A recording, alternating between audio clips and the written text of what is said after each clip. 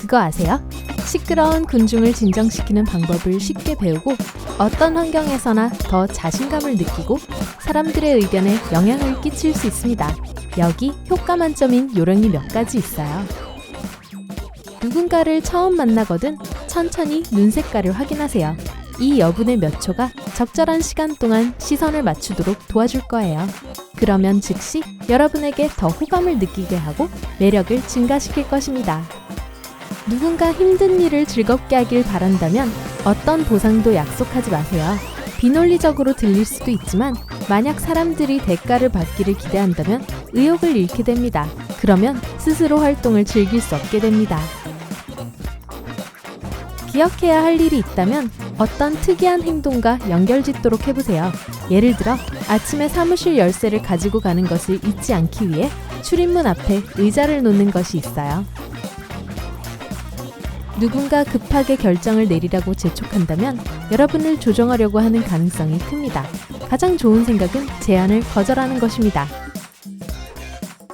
주변에 공황 상태인 사람이 있다면 크게 그리고 규칙적으로 숨을 들이쉬고 내쉬기 시작하세요. 그 사람은 그것을 깨닫지 못할 수도 있지만 곧 여러분과 같은 속도로 숨을 쉬기 시작할 거예요. 그러면 결국 진정이 될 거예요.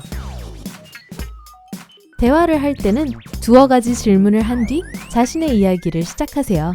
이것은 상대에게 귀를 기울이고 있었다는 것을 보여주고 상대는 자신이 중요하다고 느낄 거예요.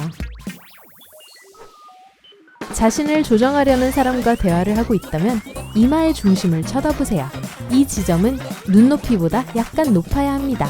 이렇게 하면 그 사람이 거짓말을 하거나 여러분에게 영향을 미치려고 하는 것을 더 어렵게 만들 거예요. 질문을 하는 것이 인터넷에서 필요한 정보를 찾는 가장 빠른 방법은 아닙니다. 포럼에 틀린 정보를 적어보세요. 얼마나 많은 사람들이 내용을 바로잡으려고 하는지에 놀라게 될 거예요. 파티에서 음료를 들고 있다면 가슴 높이에 두지 마세요. 허리 높이나 더 낮은 곳으로 옮기세요. 전문가들은 이것이 더 개방적이고 자신감 있게 보이게 하고 사람들이 여러분에게 더 말을 걸고 싶게 만든다고 확신합니다. 예를 들어 사교 모임에 참석한 사람들에게 외향적인 사람으로 보이고 싶다고 가정합시다. 한 사람을 골라서 무작위로 질문을 해보세요. 신발이 정말 멋지네요. 어디서 샀어요? 어색함을 깨뜨리는 좋은 방법이 될 거예요. 사람들은 자신에 대해 이야기하기를 좋아해요. 누군가 여러분이 하는 말에 주의를 기울이고 있는지 확인하고 싶다면 팔짱을 끼세요. 만약 상대방이 말을 듣고 있고 관심이 있다면 여러분의 제스처를 따라할 거예요. 취업 면접을 보러 가면 대기실에 들어가는 순간부터 심사를 받게 됩니다. 의도적이든 아니든 고용 담당자는 여러분이 기다리는 동안 어떻게 시간을 보내는지를 고려합니다. 그러니까 좋은 첫인상을 주려면 진지한 책을 가지고 가서 읽으세요. 말 그대로 죄책감을 씻어낼 수 있습니다. 연구에 의하면 사람들은 손을 씻거나 샤워한 후에 죄책감을 덜 느낀다고 합니다. 심지어 다른 사람이 손을 씻는 것을 보는 것도 도움이 됩니다. 일주일 내내 근무를 하는 게 힘들거든 매주 수요일에 고대할 만한 계획을 세우세요. 아주 사소한 일도 괜찮아요. 예를 들어 피자를 먹거나 영화를 보는 것과 같은 걸 수도 있어요. 하지만 그게 끝나면 벌써 일주일의 반이 지나가고 주말도 훨씬 가까워집니다. 테스트나 시험을 준비하면서 특정한 맛의 껌을 씹으세요. 시험을 볼 때 같은 맛의 껌을 씹으세요. 여러분의 뇌는 맛과 씹는 동작을 시험 준비 중에 배운 정보와 연결시켜 줄 것입니다. 그러면 모든 것을 훨씬 더 빨리 기억하게 될 거예요. 일단 무언가를 배우게 되면 다른 사람에게 방금 배운 것을 설명해 보세요. 이렇게 하면 전체 개념을 더 잘 이해할 수 있고 정보는 더 오랫동안 마음속에 남아있을 거예요. 누군가에게 그들의 행동에 대해 감사를 표시하면 그들은 앞으로도 그런 식으로 행동할 가능성이 더 높아요. 비록 전에 그렇게 친절한 사람이 아니었다고 해도요. 여러 사람들과 함께 있을 때 누가 여러분을 좋아하는지 알 수 있어요. 모두가 웃을 때까지 기다렸다가 누가 웃으며 여러분을 쳐다보고 있는지 확인하세요. 웃을 때 사람들은 가까이 하고 싶은 사람들을 몰래 훔쳐보는 경향이 있습니다. 어떤 사람이 여러분을 좋아하는지 알아내는 또 다른 방법은 그들이 가끔 사용하는 단어를 선택하고 그 단어를 말할 때마다 바로 고개를 끄덕이거나 웃는 것입니다. 만약 여러분에게 관심이 있다면 그 단어를 더 자주 사용할 거예요. 성난 고객을 상대해야 할 경우 카운터에 거울을 놓으세요. 사람들은 여러분에게 다가왔을 때 거울 속에 비친 자신의 모습을 보게 됩니다. 그러면 비이성적이고 무례하게 행동할 가능성을 낮출 거예요. 필요한 것을 요청할 때는 항상 이유를 설명하세요. 상대는 여러분의 요청이 그럴 만한 이유가 있다고 믿게 됩니다. 물론 이유가 있죠. 상대의 말을 귀담아 듣고 있다는 것을 보여주려면 한쪽 눈을 보고 다른 쪽 눈을 보고 그리고 입을 봅니다. 상대가 말하는 내내 이 삼각형 패턴을 계속 따르세요. 자꾸 귓전에 똑같은 노래가 맴도는 것을 귀벌레 현상이라고 합니다. 그러나 때때로 뇌가 여러분에게 미완성된 일을 상기시켜 주려는 신호일 수 있어요. 이걸 떨쳐버리려면 끝까지 노래를 들으면서 계속 따라 부르세요. 상대가 코 고는 것을 멈추게 하려면 딱딱한 표면을 두드리세요. 예를 들어 침대 옆 탁자나 옷장 같은 거요.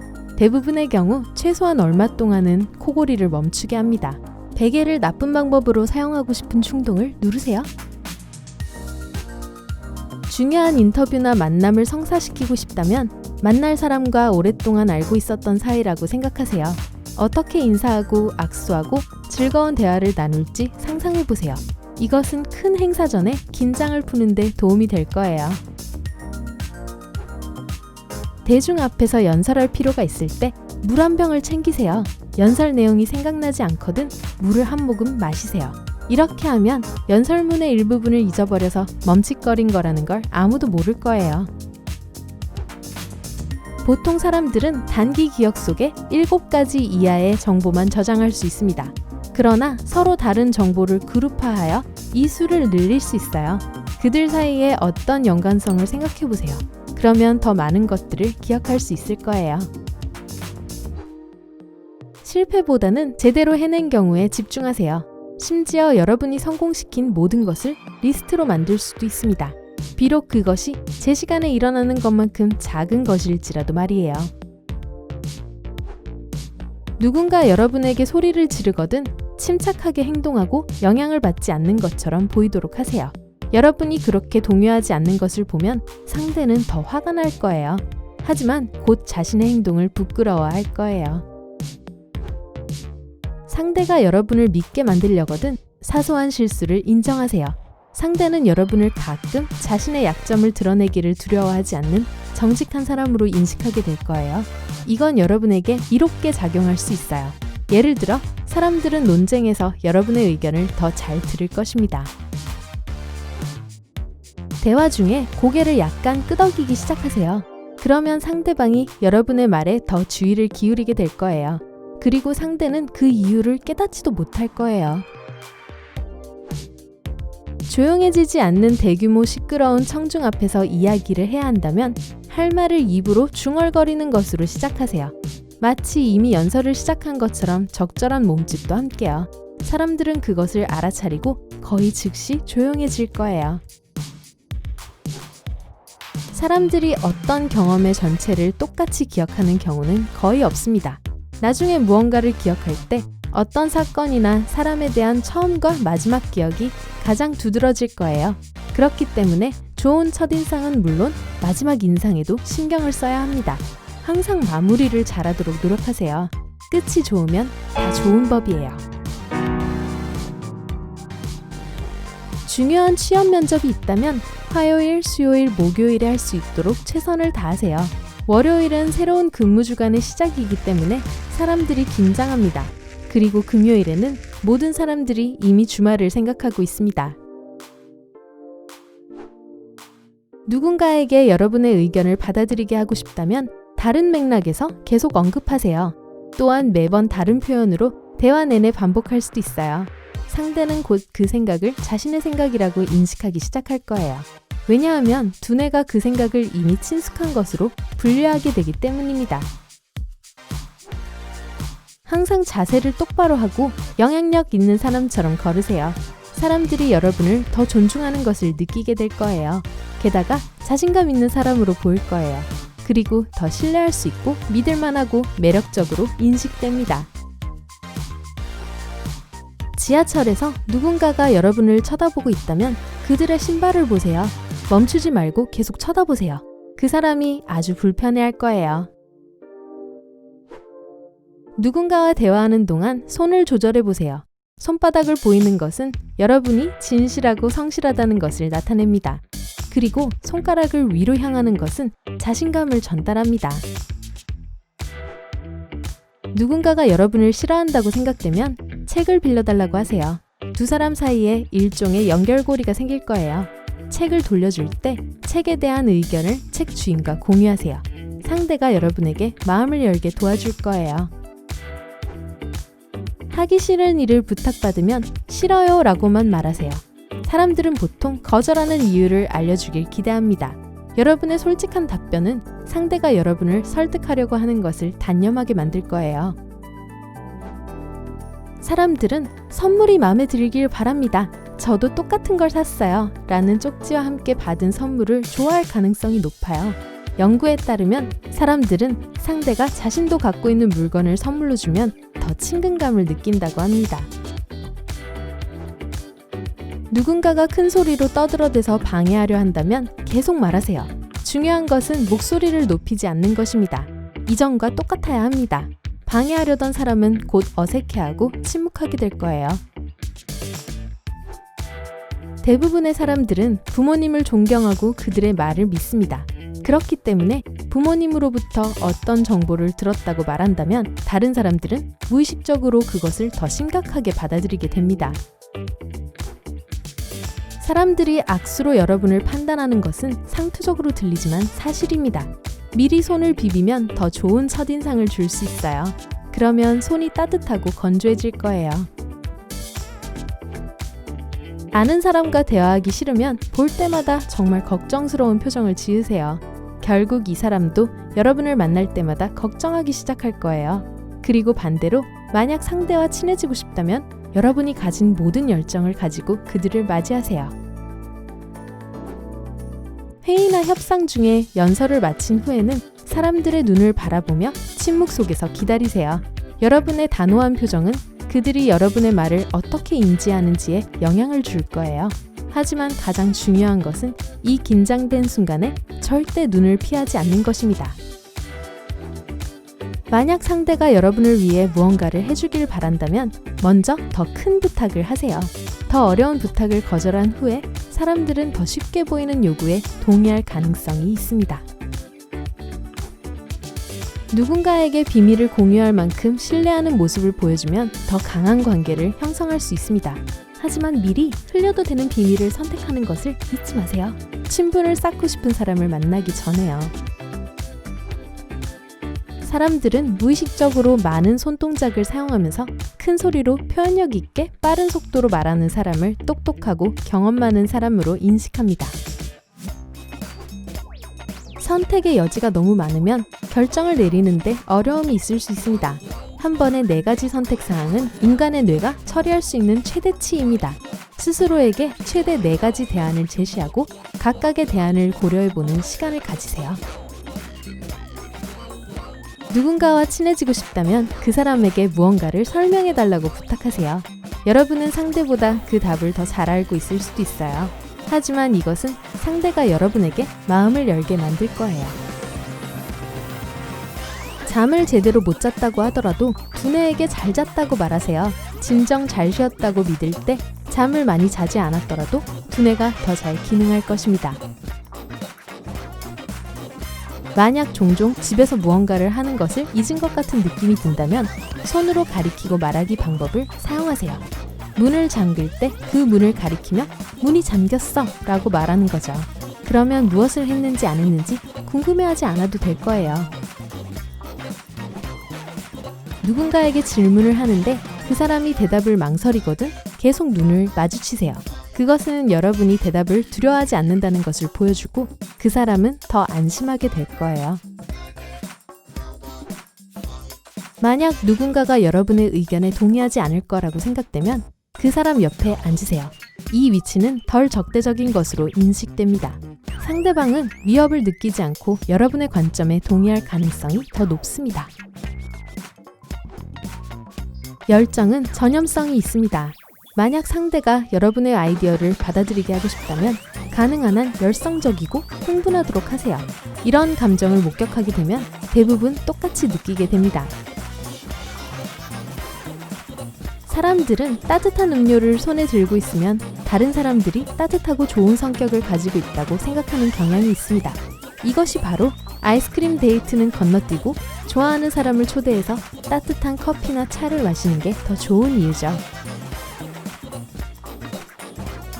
지나치게 많은 정보를 제공하면 할수록 사람들은 그걸 좋아하지 않아요. 누군가로부터 무언가가 필요하거든 횡설수설하지 마세요. 한두 가지 요점에 집중하세요. 농담은 여러 번 반복하면 더 이상 재미가 없어요. 제가 잘 알아요. 만약 누군가가 여러분을 상대로 농담을 하거든 농담을 분명히 듣지 못한 척 하세요. 그들이 서너 번 반복한 후에는 아무도 더 이상 웃지 않을 거예요. 사람들은 무의식적으로 너무 활짝 웃는 사람이 진지하지 않다고 인식합니다. 그러니까 친구와 가족을 위해서만 활짝 웃고 비즈니스 미팅에서는 미소를 조절하세요. 붐비는 인도를 따라 걸을 때는 길에 있는 사람들과 눈을 마주치지 않도록 하세요. 사람들의 조금 위와 뒤쪽을 보면서 자신 있게 앞으로 전진하세요. 사람들이 무의식적으로 눈치를 채고 길을 비켜주는 것을 알게 될 거예요. 새로운 사람을 만나거나 연설을 하는 것이 불편하다면 불안하지 않은 것처럼 행동하기 시작하세요. 두뇌는 적응하는 것밖에는 선택의 여지가 없어요. 누군가 의자 등받이에 기대면 대화에 지쳤고 계속하기 싫다는 뜻일 수 있습니다. 아니면 상대방과 함께 있는 게 불편한 걸 수도 있어요. 그룹별로 어떤 프로젝트를 진행 중인데 누군가 특정 작업을 수행하기를 원한다면 이 작업을 시작할 수 있어요? 라고 물어보세요. 별로 큰일이 아닌 것 같이 들리고 상대는 동의할 거예요. 일단 시작하면 그 사람이 그냥 일을 완성할 가능성이 높아요. 다른 사람에게 부탁할 때 요청 직후 싫으면 거절해도 돼요 라고 덧붙이세요. 상대는 긴장을 풀고 부담도 느끼지 않을 거예요. 그러면 여러분을 도와줄 가능성이 더 높아요. 누군가 특정한 선택을 하게 만들고 싶다면 적어도 3가지 선택을 제시하세요. 선택되길 바라는 사항을 마지막으로 제시하세요. 사람들은 보통 가장 기억에 남는 것을 고르기 때문에 마지막을 선택할 거예요. 누군가 여러분이 동의하지 않는 의견을 제시하거든 즉시 반대하지 마세요. 대신 무슨 말인지 알겠어요 라고 말한 후 하지만 이런 건 생각해 본 적 있나요? 라고 하면서 여러분의 의견을 덧붙이세요. 이렇게 하면 방해받지 않을 가능성이 높아집니다. 다른 사람에 대해 어떤 말을 하는지는 사람들이 여러분을 어떻게 생각하는지에 영향을 미칩니다. 마음에 들지 않는 사람에 대해 부정적인 말을 하기보다는 아예 말을 피하는 게 좋습니다.